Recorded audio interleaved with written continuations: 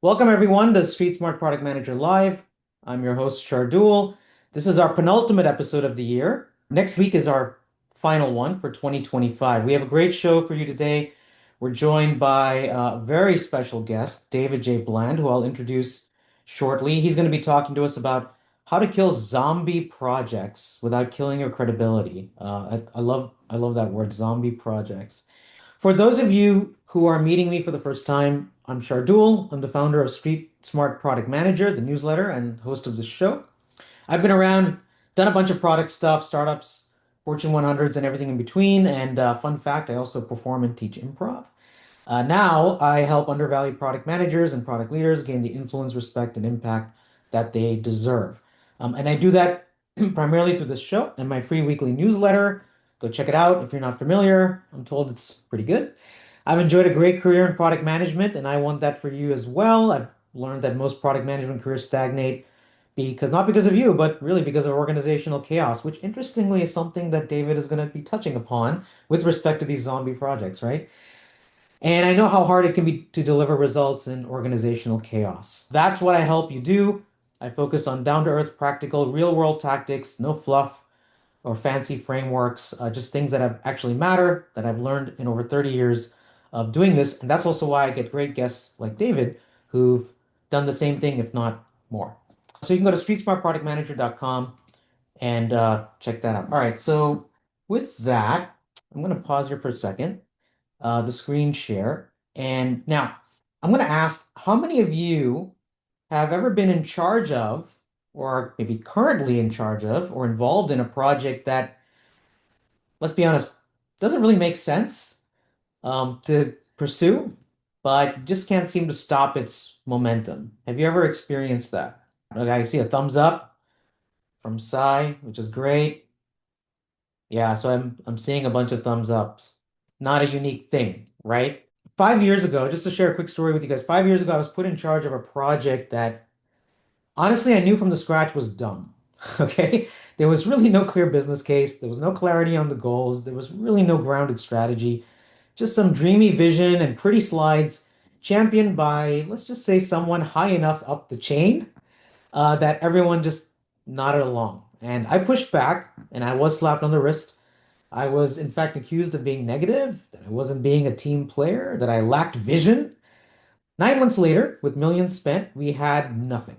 We didn't even have a prototype. We had no clarity on the direction. And yet the organization continued to fund the effort. The project just dragged on. And I don't mind sharing with you guys, it drained me.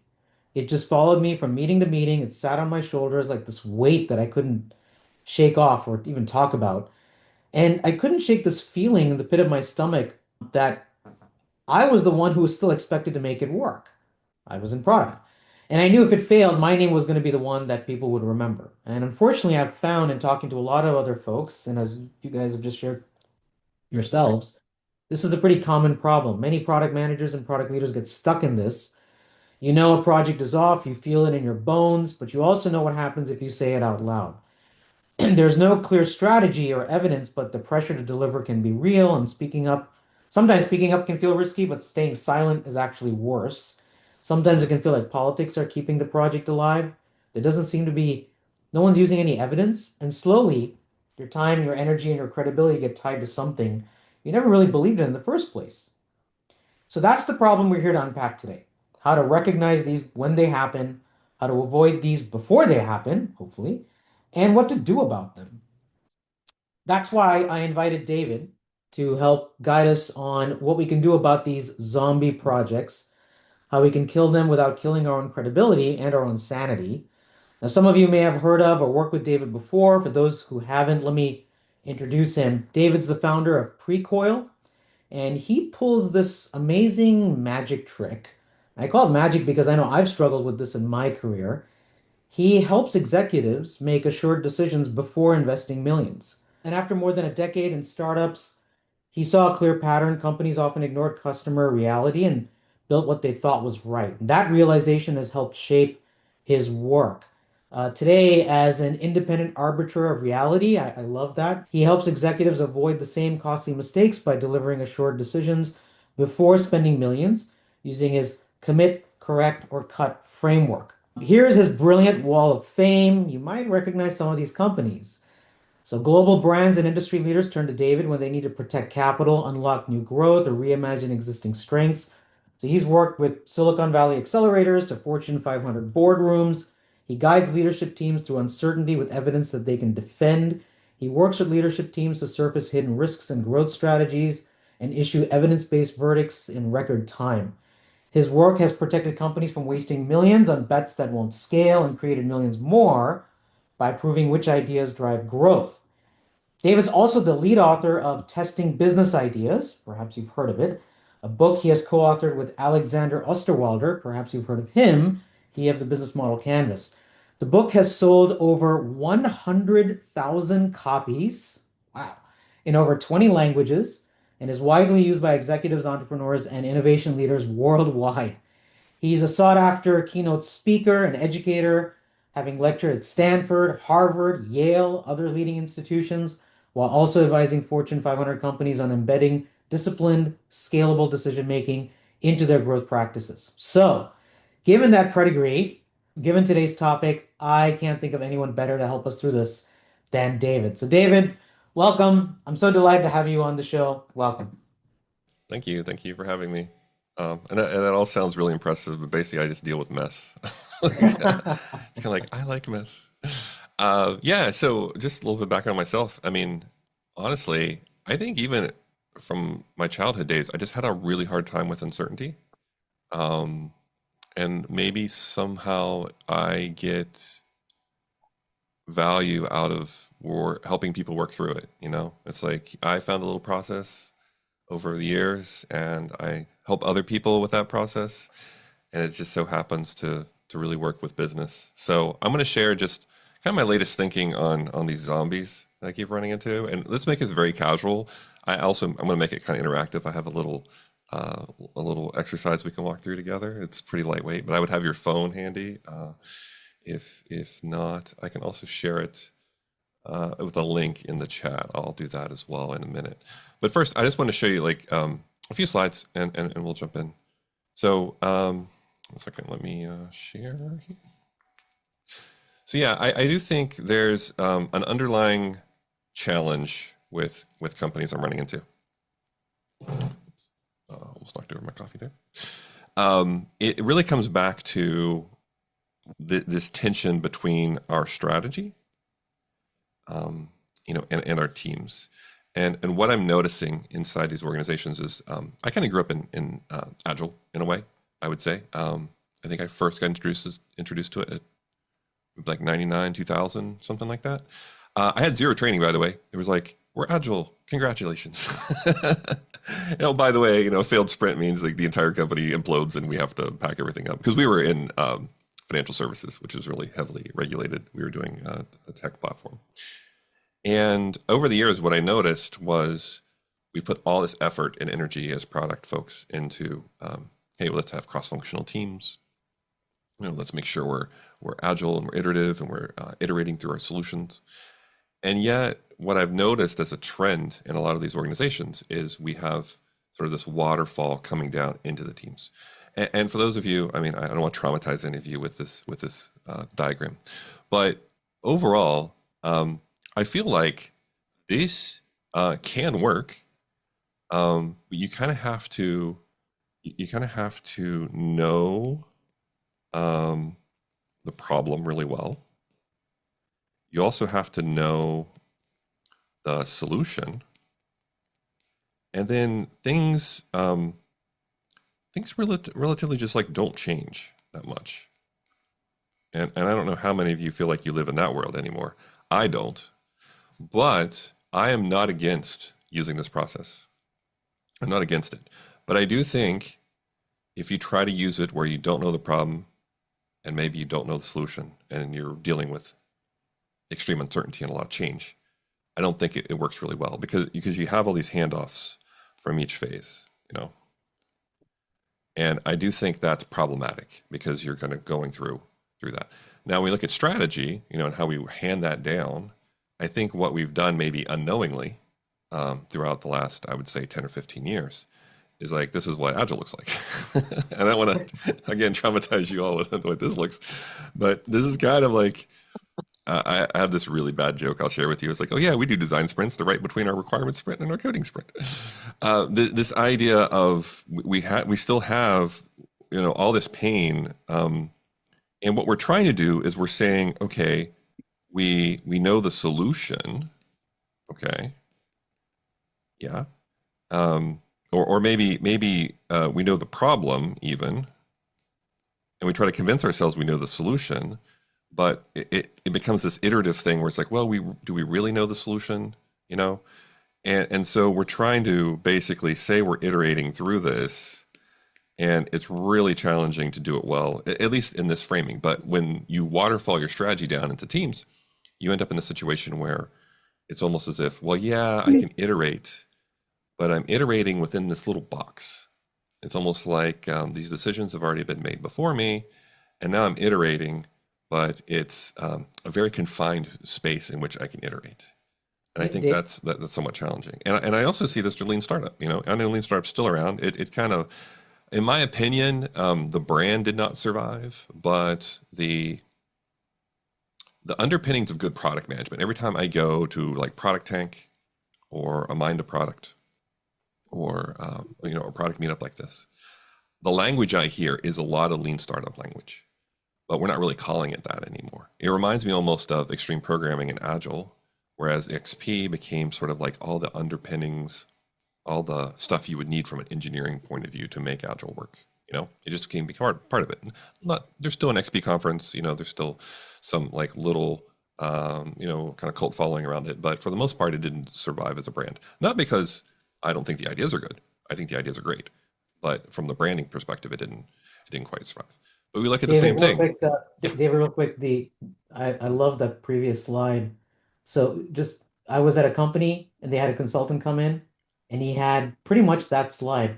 But what they had was instead of the boxes like you did as a cascading, he very cleverly put them as circles, and then he had arrows going back and forth, right? To show, look, it's iterative, but if you really thought hard about it, you're like, wait a minute, that's kind of waterfall. So anyways, I love that you put it that way.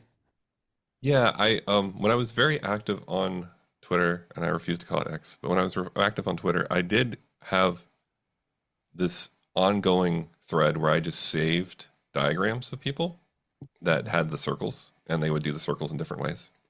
And it was, I think I was in the hundreds of different versions of that circles, and a lot of it came out of Nordstrom's lab, like innovation lab. They had some really brilliant people there that were trying to go through how does Agile fit with lean startup and design thinking, and those circles became a life of their own when other consultants got hold of them. But I think the challenge here is, and again, just to be really clear, we think we know the problem. Honestly, in this, I would even say I'm not convinced here that with Agile, the way Agile really shines is you try to iterate through potential solutions as a team, right? You're trying to help your team iterate through potential solutions, but you're assuming that you know what you're doing, okay? With the lean startup crowd, right? It was more of like, oh, well, we don't know. Like, do we know the problem? Maybe not. And so we need some kind of way to figure that out, because then we need to iterate through our solution too, but we don't even know the problem. And I think, again, what we've done is we've waterfalled things in here, because I do go into companies and they still say, well, okay, we're going to do this build phase, or we're going to do our learn phase, and they're really not phases in a way. They're it's very much more iterative than that, and you're trying to reduce risk. But I'll just pause there. I mean, does this, I don't know, hopefully I'm not traumatizing anybody with any of these slides. Does this resonate with you all? I mean, is this stuff that you're running into where you feel like almost no matter what new thing you try to bring into the org, it kind of ends up being waterfalled down into you? I see a bunch of thumbs ups from folks. Yeah, it's, I don't think there's anything nefarious or anything going on here. It's sort of like the way our orgs are structured. It's almost like no matter what thing we bring in, it kind of gets molded to the culture and the system we have. And so no matter what we look in, if we have this sort of waterfall strategy down into things, no matter what we bring in, it kind of takes on that form. And I do think what happens, and this is sort of the topic of today, is it kind of leads to this. We have a lot of zombies where things aren't quite living and they're not quite dead and they suck resources and no one's killing them. They just, or if we do kill them, they somehow get resurrected and people keep working on them. I do think this is one of the things I keep running into when I go into companies, where if we could just find a way to kill these off and reallocate people and not punish people for having things fail. And that is a cultural thing, of course, but I've basically spent some time organizing that into, here are the themes I see inside a company, like here are the symptoms, so to speak. And how would we diagnose whether or not you have zombies in your company or not? So any questions so far on this premise of waterfalling, the impacts of waterfalling things down into teams in a way where they can't iterate or can't necessarily discover the way they should be able to? And also this idea of, well, when we have that happen, we end up with these projects that really maybe shouldn't have been started in the first place, or we should have had clear success metrics for them where we can kill them off. And therefore we just have them lingering through our organizations. And I mean, some of you might be pulled on some of you might have been around people that work on them. But any questions so far with this, or any comments? Yeah, I'll introduce myself. I'm Nishant Lavan from Netherlands. Hi, Nisha. Been in the, yeah, hi. Thanks for writing this. Yeah, answering question for David for you. Yeah, I could relate that part. Lean startup, the waterfall. There are many processes in a particular hierarchical organization. Processes are there, but for me, it's very crucial how people adapt to it.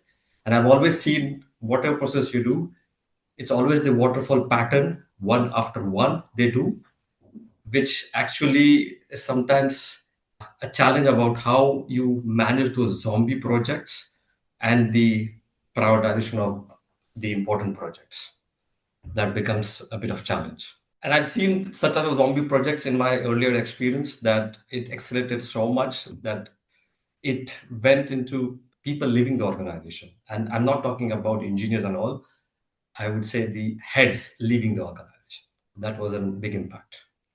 You mean people in leadership? In leadership, yeah.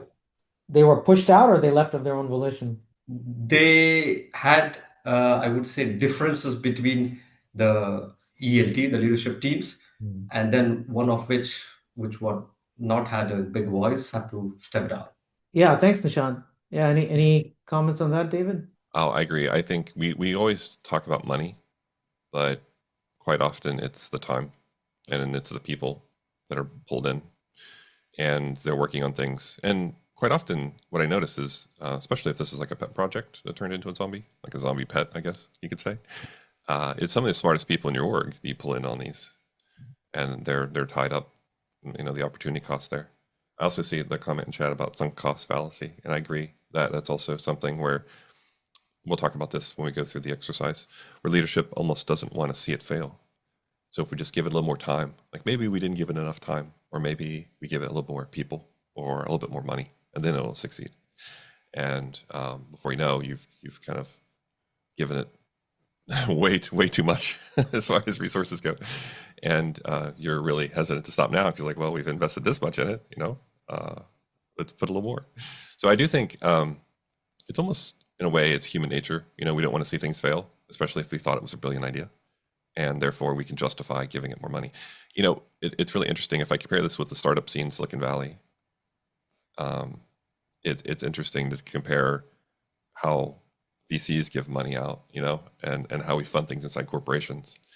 And this idea of, I'm going to keep giving money to something that's just not working.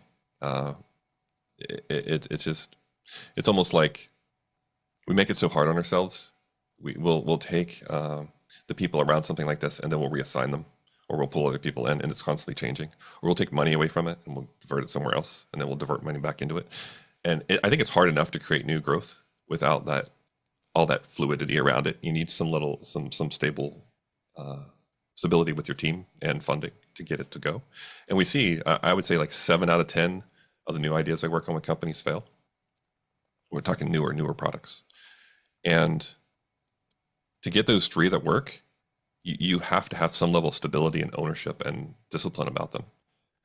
And if you don't even have that, it's almost impossible to make this work. And so I do think we can take inspiration from other types of organizations as well.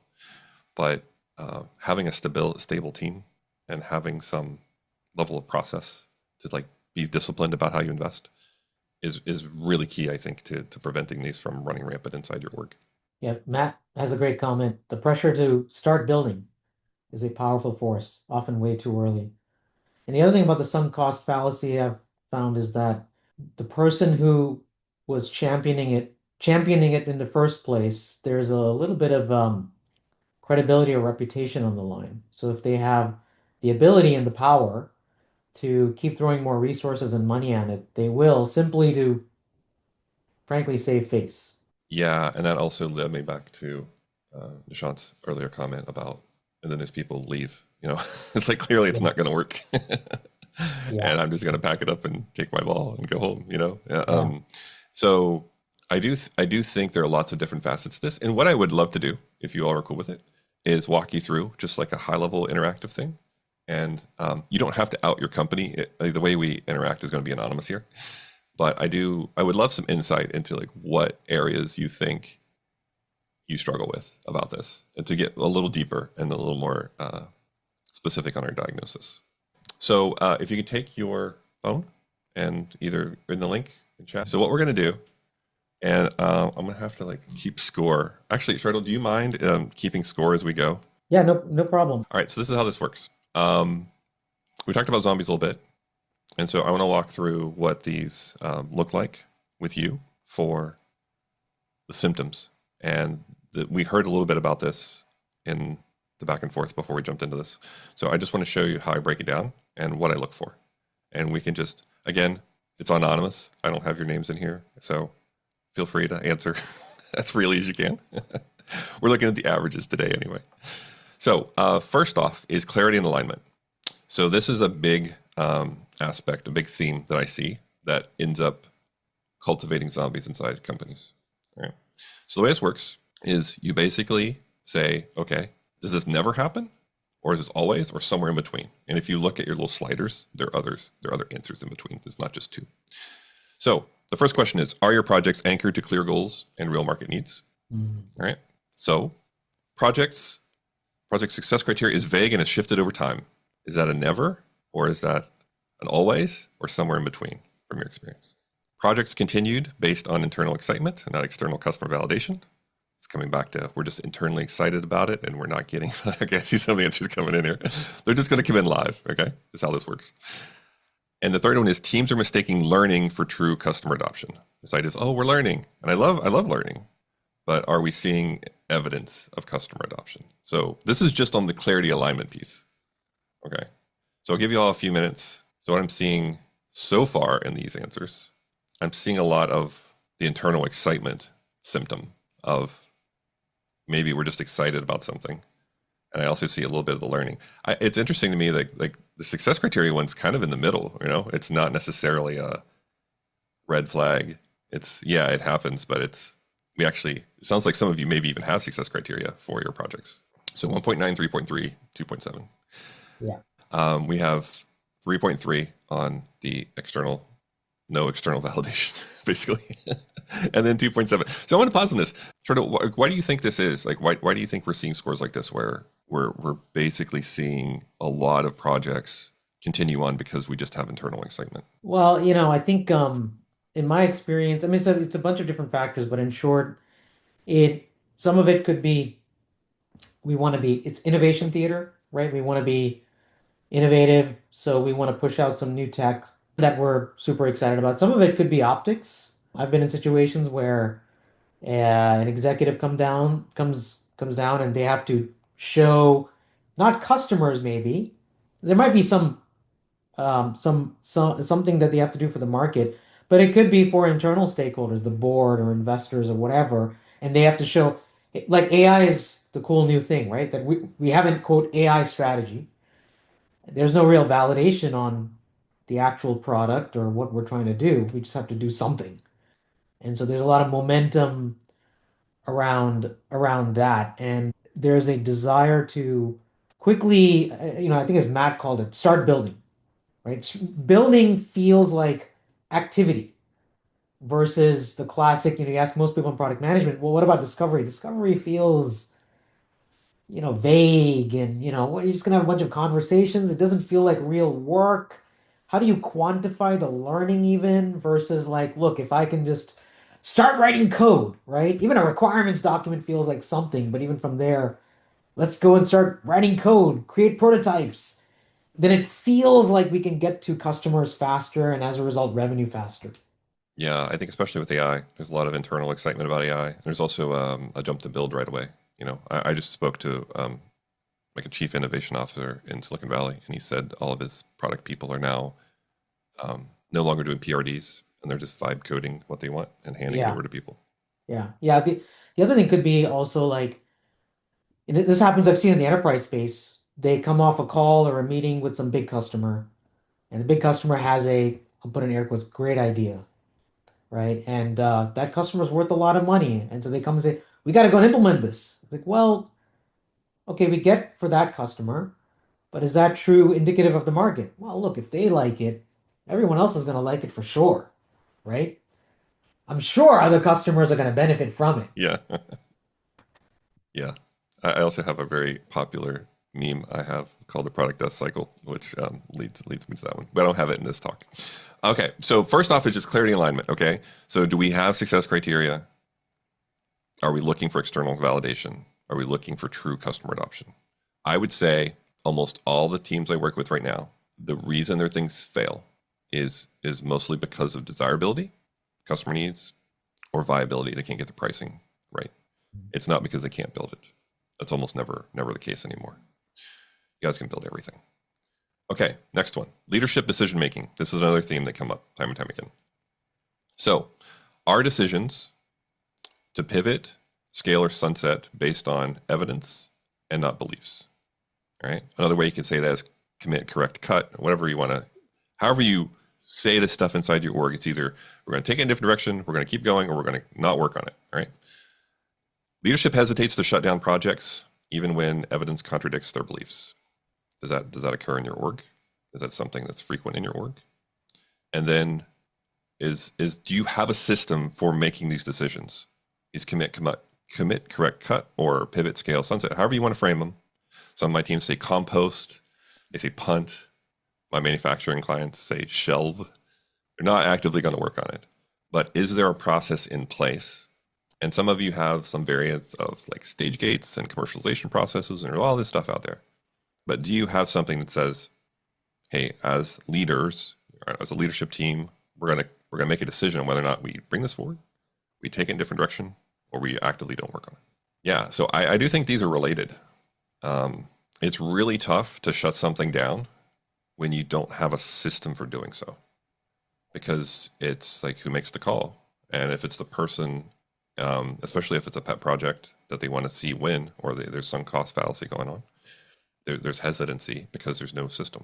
I had one of the former colleagues at Neo. I used to work at Neo. It was kind of like backed by Eric Ries and MIT Media Lab and a bunch of other people. It was a really interesting little like lean startup as a service company. I was based in the San Francisco office, and one of the team members I had was Scott McLeod, and he was amazing. He went on to lead growth at Resident, which ended up just getting acquired by Ashley. And I had him on my podcast recently, asking him like, how do you kill ideas? Because they're required for like $1 billion. And he said, look, we have clear evidence. We work on mattresses. If we go into something like bean bags or another format, we have clear criteria that we say, if we can't hit this number by this date, then we're not going to actively work on this thing. And clearly we might learn something before we get there, and we can take that learning and apply it to something else, but we're not going to actively keep going with that thing. And they were very disciplined. Like he basically implemented that across the company as they scaled up before they were acquired. And I don't see that as a norm yet. I don't see that as we're going to have this discipline of we're going to allocate capital in a very specific way, and we're going to be very disciplined about what we end up killing. And again, I think if your kill rate's really, really low, there's something else going on inside your company where some things are making it through that maybe shouldn't. Shorter, anything to hear about or anybody else that's on the call? Like, it feels like this is more of a running rampant inside your org here, from what I can tell with these scores. Every single company that I have joined in a product leadership capacity over the last 15 years has not had that second thing, a clear system to commit, correct, or cut. So I have had to come in and try and implement one slash enforce one if possible.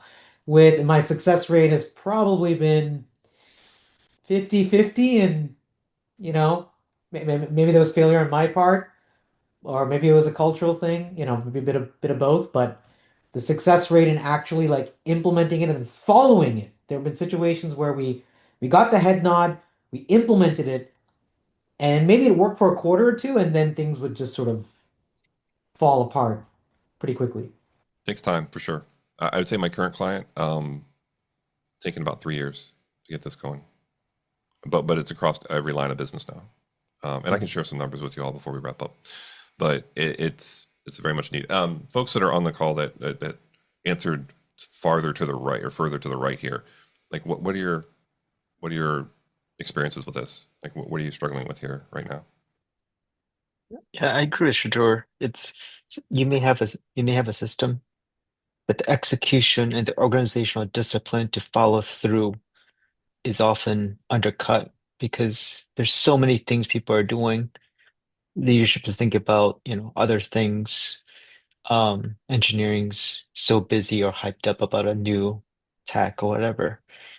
The organizational discipline to keep executing the system, that's a big hurdle. So it's like you have a system, but it's hard to have it be evenly distributed and have people aligned to it. I see this with information right now too. It's so fragmented inside companies. You have people making decisions off of very different sets of data, which also makes it really tough to make these decisions. Yeah, we had a couple more hands raised. Yeah, Debayan, I saw your hand first. Yeah, so on this second question, right, I was wondering, in my experience, what I have seen is one of the reasons why there is friction in defining these kind of systems to commit, correct, or cut is also a mismatch in incentives within the organization, right? So, for example, commercial or sales are paid commissions, right? So the more you get, the more contracts you get, the more commission you earn. But then product is not necessarily running the same way. So there is a clear mismatch in terms of incentives there. So they will always push for, yeah, let's go, let's do this. So I'll earn my commission, I'll reach my commission targets for the quarter without worrying for the long-term things. So that's another contributing factor. And that's what I meant when I agreed with what Shardul was saying, that I've gone through that experience. It has been a very painful experience. Short-term results, let's just get the deal, Yeah. whatever it takes, and then we'll figure it out later. Yeah. Yeah, Yeah. absolutely. David, did you have any comments on that before I go to Nishant? Yeah, I mean, I was working with this really large health insurance company, and when I first started working with them, we said, "Oh, salespeople are really close to the customer, so they should be helping us with customer discovery." And almost all of them said no. Like, we don't want to do customer discovery, we want to sell. So I agree. The incentives, it's almost like it's similar to performance reviews, the way you incentivize and review people individually versus a team. If you're not reviewed as a team or incentivized as a team, then it's really tough because people want to take ownership of things because it's in their goals or something, and you end up misaligned that way. So I agree. Incentives are a part of this. Yeah, Nishant, you've been patient. Thanks. No, thanks. I mean, I could really relate to both Dipian and HDV. I mean, I will come back to HDV, but Dipian, I mean, just focusing also what David said here, that incentive about leading an innovation team. And even if you give incentives of like, okay, if you file the innovation disclosure, the amount of numbers, even if you add some commercial incentive behind it, and if you put into KPI of individual KPI, that performance review that you individual person, if you file this, IT. But then it's like at the end of quarter, you see a burst of all IPs coming in, which somehow I feel when speaking with our IP heads and all, it's a lot of jargon there. So we have to really find the real big idea, which is really one. There are only the quality of ideas that come are, I would say, 10, 20% max, which are really worth proceeding. So that's one challenge. So the incentiveness, yes, the motivation is there, but it again, it's difficult to get your head out of your regular work, and then suddenly end of quarter you see boom of ideas, which because for the sake they do that. Commenting on SUD, I also relate that very heavily in terms of execution aspect thing. But I also see another challenge is the cultural mind shift and the behavior to really do that execution. If you do strict rules, I mean, we are all humans, and getting that psychological part of changing the behavior to adapt that existing, going from existing to new process, or I will not completely new, but at least some changes. I would say the adaptation and the behavioral change is very difficult. So it's same like if you're doing a behavior since your childhood, brushing your teeth in childhood. If you want to do it with the other hand, it's going to be difficult. It will take time to adapt. Yeah. Yeah, I think great points on behavior, incentives. And Matt has a great comment on the point about killing projects. I've had to be the Grim Reaper. I'm reading it for those who are gonna end up watching the replay. So I've had to be the Grim Reaper and kill products. No one wants to do it. It will never get prioritized. In B2B products, it's inevitable. You'll piss off some customers, but you have to just plow ahead and pull the plug. I like that, the Grim Reaper. That's great. But it's true. We often find ourselves in that position where we gotta kind of be the bad guy, right? But Yeah, for a greater cause, I guess.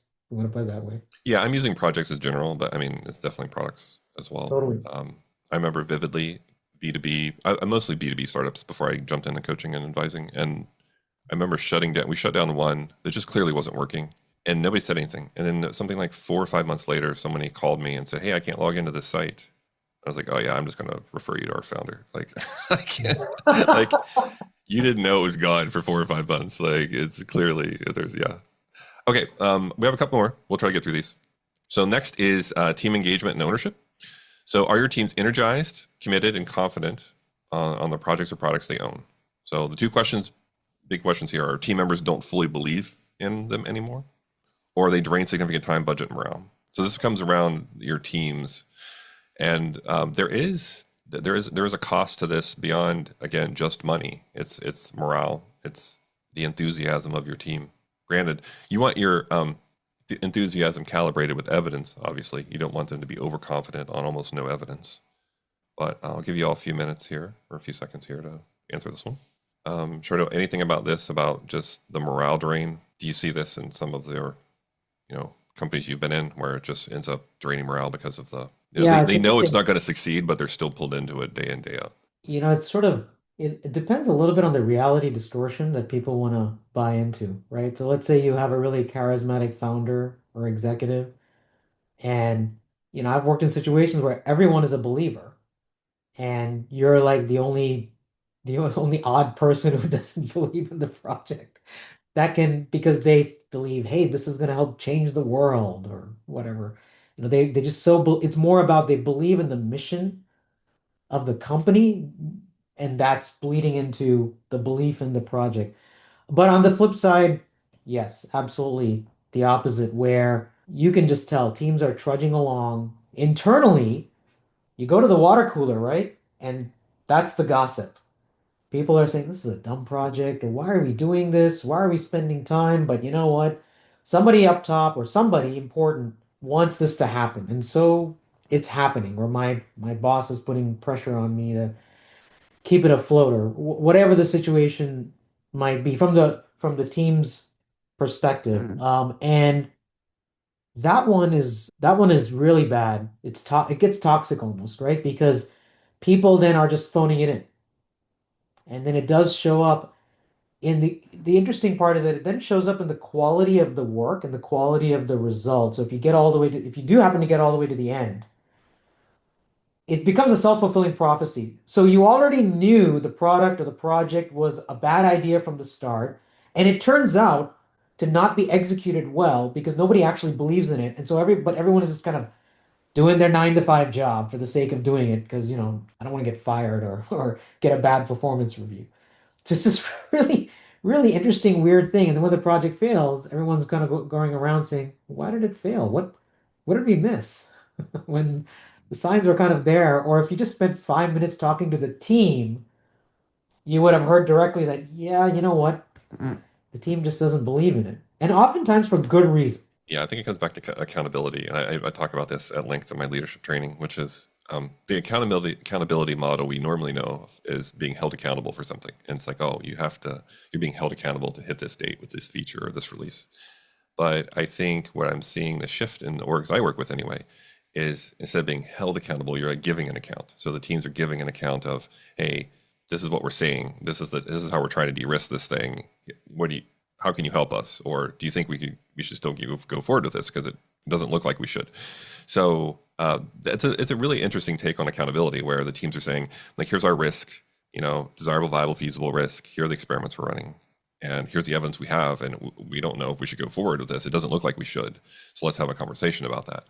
Whereas I think still we have this accountability model of, no, just hit this date with this feature and get it out the door. And that's easy to measure, right? But I don't think we're missing part of the conversation about risk when we do. We're just treating it as outputs, not outcomes.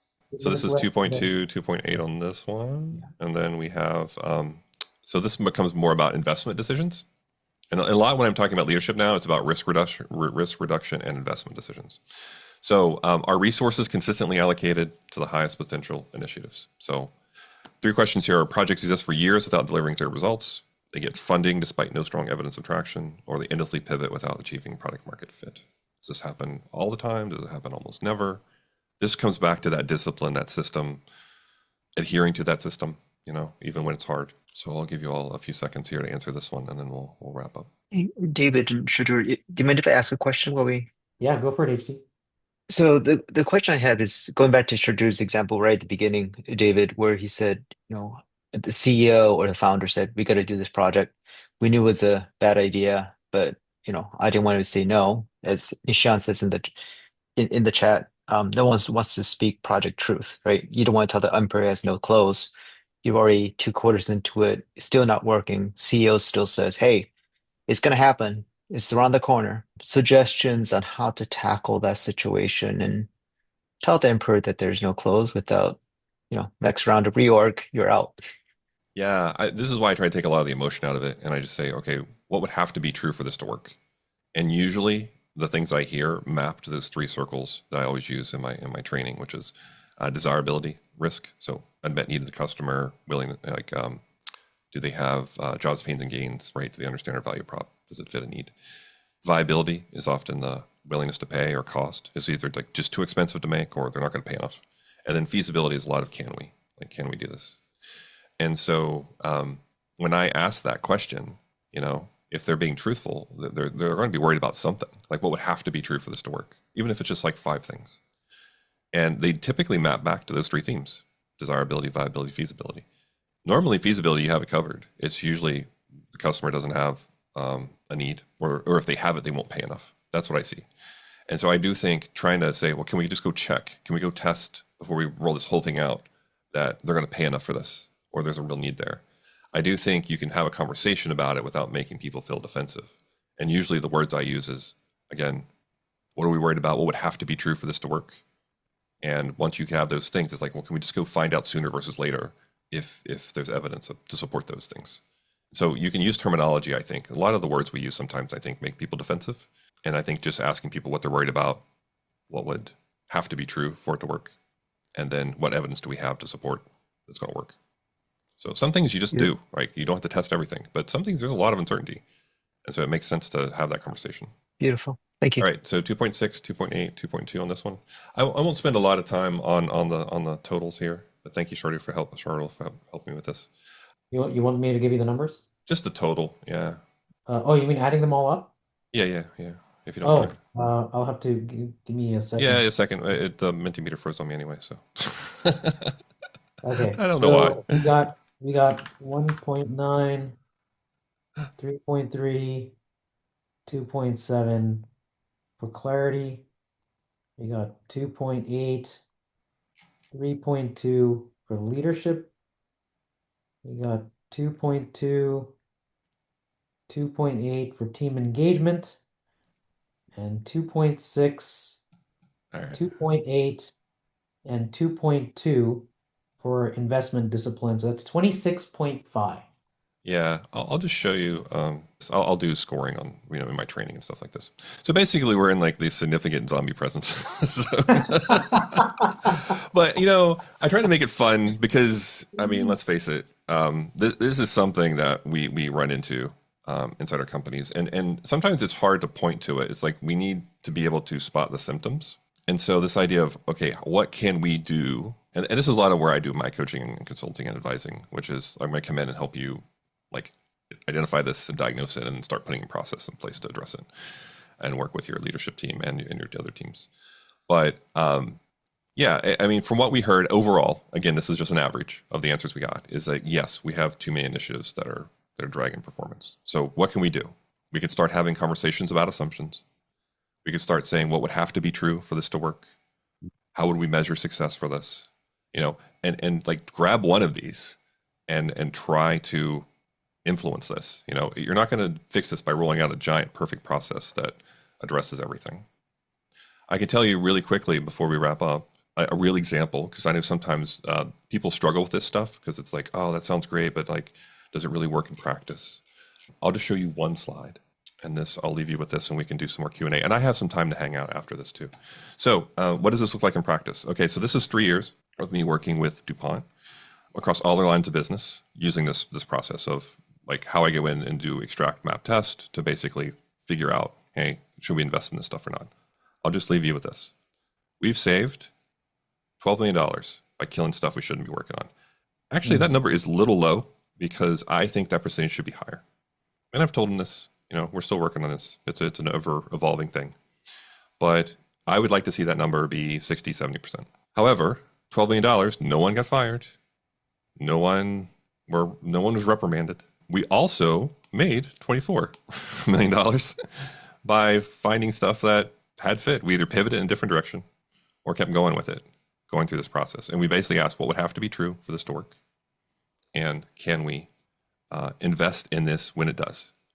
And just having that process, it doesn't have to be overly complicated. I didn't replace everything they did. I just filled in some of the gaps that we had. So But like this is pretty amazing. Like just going off these numbers on the slide by just killing projects and refocusing on the things that actually will drive growth. They generated double the amount of growth relative to the savings just by refocusing and killing the right set of stuff, pivoting the right set of stuff, and focusing on the right set of stuff. So I mean those are compelling numbers right off the bat. and again, a company known for we would create a thing like Kevlar and then Yeah. go find and sell it, like find reasons to sell it to people. That model made this company, they're over 100 years old. Yeah. However, that model is changing now. It's really tough to just say, I'm going to build the perfect thing or build this really cool thing and go off and sell it now and find a spot. It's more about what are the needs. So it's a very big cultural shift. And if you look at this, and there's a lot behind this slide, a lot of work, and I'm happy to answer questions what I can anyway publicly. But there's a lot of process that needs to be put in with let's just look at what would have to be true. One of the projects we killed, we were working on for 3 years, and it was almost all feasibility work. And we started to really check switching costs. The customers would not switch to this new solution. And we ended up killing it and saving millions of dollars by just killing it off. Worked on for 3 years. So I know it's a more extreme example. In software, sometimes you don't work that long. But you can have real impact by just looking at where are the zombies? Can we just say what would have to be true for this to work? Let's have a conversation with leadership about that. Let's draw a line in the sand. It does work, but it does take a commitment. Like I said, this was now running on 3, soon to be 4 years of work. So it does take time and persistence with it, but it's very, very doable. Awesome. Let me just come in real quick and just say, folks, so I know we're at the top of the hour. If you need to go, that's fine. But if you have questions, Dave and I can hang out for a bit and answer all your questions. I just want to share with you guys quick that this is next week is our last episode for this year. We're gonna have Joe Gali, who's gonna talk about stakeholder alignment, which is an evergreen topic for product people. And then I do have a live AMA, and that's the last thing that we'll be doing. And then we'll start the new year. I'll have another AMA. And then as you can see, we've got episodes all the way through March. I don't even have all of them listed here. I think I'm missing a couple, but you can see we've got a whole roster through Q1. So lots of exciting stuff coming up. So with that, Dipayan, you've got a question. Go ahead, man. Yeah, okay. I had two, but I think David answered one by saying 3 to 4 years. I wanted to know how long did it take to achieve these numbers? It What were did, the yeah. big Well, challenges? also, really quickly, it was not a big bang. So what I did is I rolled groups of teams through the process, and as a cohort together, so they would learn from each other, and then we learned. I would say by like the third cohort of teams, what worked and what didn't, and tweaked the content, and then we had a steady, stable structure to use for the rest of the teams. So I didn't go really big bang. Here's because even like my process does need to be modified per company based on your culture and everything. So it took about 3 cohorts of teams on real ideas to figure out what needed to be tweaked. And then once we hit that, it was fine. But it took a while. Because you think about like 10 to 12 week programs, 3 of those to find your steady state. So it wasn't just a snap your fingers and everything was perfect. That's never the case. So just elaborating on how that journey started anyway. Yeah, it's almost like a transformation, isn't it? Yes. Cool. Sorry, you had another question. I don't know if I So I answered was that. more interested in I know we are beyond time, but very briefly, what were the like top key challenges, except for the, resistance bit, but what were the challenges? Yeah, I mean it's a lot of cultural challenges because again, when your whole company is based on creating a thing and then finding a use for a thing, that is really embedded in your DNA and who you are. It's like we just start building, and we do build stuff in a lab, and then we find a cool use for it, and we make hundreds of millions of dollars. To say, okay, well, where did that not work recently? Like where did we try that and it didn't work? Why didn't it work? So it's very a cultural change, and I mean, I had to come in at the top. I don't think this would have happened if I'd come in at this middle management level or lower. It was the chief technology and sustainability officer that brought me in and said, look, I want to see learning plans for every new initiative. I want to see a plan where it says, here's my desirability, viability, feasibility risks for this thing. What are the experiments you're going to run? And if you don't have that, then you're not going forward. Literally, if teams came to her and said, have a cool new product idea, she's like, okay, where's your learning plan for it? Oh, I don't have one. Okay, come back when you have one. It wasn't an option of going forward. Now, granted, that was just her leadership style, but it takes that level of sort of support. Otherwise, it becomes this is a nice to have, and regardless if this shows evidence or not, I'm still going to get funding. That's where it unravels because it has to be tied to funding and tied to your process. Otherwise, it just feels like theater. Yeah, Eva's got a question. Any tips when trying to apply this in a healthcare organization? Yeah, I mean, you're basically obviously you have regulations and things you have to deal with when you're doing this in healthcare. But I work with healthcare companies. I work with biotech companies. As you see my big wall of slides of logos, I have many more than that. I don't really focus on a sector. It's more about what can you do within the constraints you have. And so quite often I'll see things like in healthcare, we'll say, oh, we're going to have to take the word of this company because they said this was a good idea and we're going to develop this thing. And you're going off of like second and third hand information. So in healthcare, when possible, I say, can we go to the end customer or can we just have any research, even if that's not our direct distribution channel, can we just like start generating evidence that this is real? So I think in healthcare where it gets challenging is you're basing it off of all this different, it's almost like a game of telephone by the time the evidence gets to you. And you make a big bet on that and you realize, oh, that isn't exactly the way it was. So I think in healthcare, you have to work within the constraints with the regulations, but you also have to be careful of making these big bets off of second, third hand decision. But it looks very similar. What would have to be true for this to work? How we go test that sooner versus later. Nishant. Yeah, thanks, David, for showing that slide. It's really intriguing. I mean, working for this big corporate DuPont, I mean, it's amazing results you have achieved. Similarly, I work for a very big corporate here, and it's a famous one, Netherlands Philips. I really see your big point, cultural shift. It's a big challenge, even though you have processes and everything happening. I'm a big fan of your EMT. I did attend your earlier EMT ChatGPT course, but I will maybe come back to you later one to one. But the cultural aspect, which making it an example with a thing, would have a flavor of not getting or buying in. How do you deal with this different tendencies, both at the, I would say, below the middle management and your upper management, ELT, what you call it, leadership team? How do Yeah. you? So something I think maybe we've overlooked. So we talk about cross-functional teams, and this is like Yes. we have cross-functional teams: product design, engineering, some trios, triads, however you want to frame them. They all Yeah. have like squads. I don't know. They all have in a Yeah. box Yeah. is my Yeah. favorite. Like we have 3 in a box or 4 in a box. Or I was talking to Walmart Pod. the other day. There's Pod like was my 5 in favorite. a box. Parts. There are Pod was multiple my names favorite. here. Pods, yeah. Is we've been really, for the most part, focused on delivery with that organization, and I think what we need to really question is when you have that and everybody reports up to different leaders, and then they're not aligned, it still trickles down into the dysfunction of that pod or squad or whatever you have.